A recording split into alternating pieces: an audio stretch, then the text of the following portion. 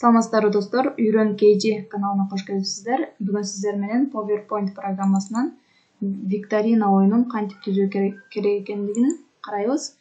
Жана ошондой эле гиперссылканы кантип колдонуу керек, PowerPoint'та гиперссылканы кантип колдонуу керек экендигин дагы үйрөнүп аласыздар. Бул жерден макеттер бөлүмүнөн баракчабыздын макетин өзгөртүп алсак болот. Мисалы, бул жерге категориялар деп жазайын. Жана ошондой эле бул жерге категориялардан суроолорду жайгаштыруу үчүн атайы таблица түзүп алсак болот. 5-5 үлгүсүндөгү таблицаны түзөлү. Жана өзүңүздөр көргөндөй бул жерден көптөгөн таблицанын түрлөрү бар, формалары бар. Өзүңүздөр каалагандай кылып өзгөртүп аласыздар. Алсаңыздар болот. Биз жөнөкөй эле мындайына кое алалы. Жана бул жерге категорияларыбыздын аттарын жазсак болот. Мисалы, биздин биринчи категориябыз дүйнө деген категория болсун. Экинчиси болсо Кыргызстан категориясы болсун. Үчүнчү болсо, мисалы, экология категориясы болсун. Жана бул жерге 1, 2, 3, 4 деп суроолорубуздун сандарын жазып алсак болот. Мында копировать этип коеюн.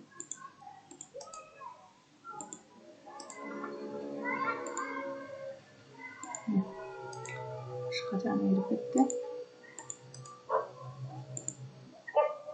Ушундай жол менен каалаганча категория түзүп, жана баардыгына суроолорду берип алсак болот.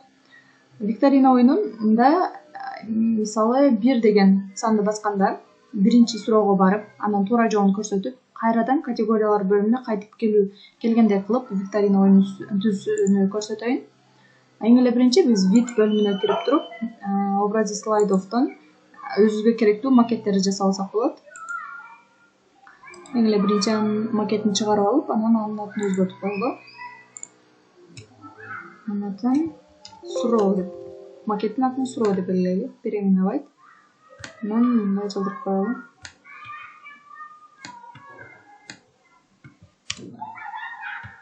Жүрүп, анан ортого болгондой болуп, биздин сурообуз жазылганда, суроо баракчанын ортосуна жазылуусу үчүн ушундай формада жасайлы. Анан бул жерге кийинки жоопко өтүү үчүн вставка бөлүмүнөн бир атайы фигураны кое алабыз. Өзүнөн кийинки баракчага өткөрүүчү управляющие кнопки деген бөлүмүнөн бир кнопканы алып кое алабыз. Перейти по гиперссылке. Окей. Анын ичине туура жооп жазып коелу. Себеби ушул фигураны басканда биз туура жооп бөлүмүнө өтүп, туура жоопторду көрө алабыз. Дагы ошондой эле дагы бир макет жасап алалы. Бул макетибизди болсо жооп деп атайлы. Бул макетибиздин аты жооп болду. Жана мындай жаздырып коелу. Жооп жазганда ортого жазылгандай болсун.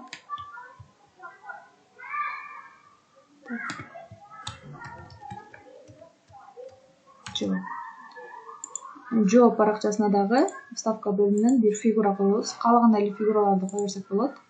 Мисалы, мындай эле фигураны алып, кичинертене, ичине артка кайтуу деп жазайын. Себеби биз бул баскычты биз бул фигураны жообубузду жазууну басканда кайрадан категориялар бөлүмүнө кайра барып суроо тандоого мүмкүнчүлүк болгондой кылып жазышыбыз керек. Бул жерден түсүн да өзгөртүп койсок болот. Анан буга гиперссылка деп коелу. Гиперссылка место в документе, анан категориялар бөлүмүнө кирели. Себеби бул баскычты басканда биз категориялар бөлүмүнө өткүдөй болсун. Эми образи слайдов жаап салалы. Бизге керектүү макеттер даяр. Бул жерде биз жасаган макеттер пайда болду. Биринчи суроо деген макетти алып, биринчи суроону жазалы. Андан кийин эле жооп деген макетти алып, биринчи суроонун жообу болсун бул жерде. Дагы ушул эле жол менен көптөгөн суроолорду түзүп, өзүбүздүн суроолорубузду ушул жерге жазып чыгарып алабыз. Мисал түрүндө азыр көрсөткөндө силерге түшүнүктүү болушу үчүн 1 көзүн жасап коеюн. Бул экинчи суроонун жообу. Дагы бир суроо. Үчүнчү суроо. Жана дагы бир жооп макети. Ашык жазып кетти. Эмне өчүп салалы? Вырезать. Жооп. Бул үчүнчү суроонун жообу болсун. Эми кайрадан категориялар баракчасына келип, ар бир сандарга гиперссылка берип чыгабыз. Себеби ал санды басканыбызда ошол суроо биринчи же болбосо экинчи суроо жайгашкан баракчага бизди алып баруусу үчүн, гиперссылка. Вместе в документе биринчи суроо. Окей.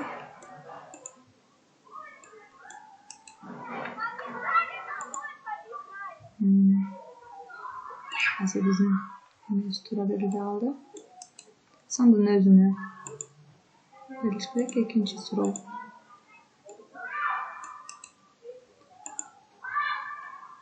Үчүнчү суроо. Кааласаңыздар, могул эменин өзүнө дагы берсек болот. Мисалы, ушул клетканын бүт өзүнө дагы берсек болот.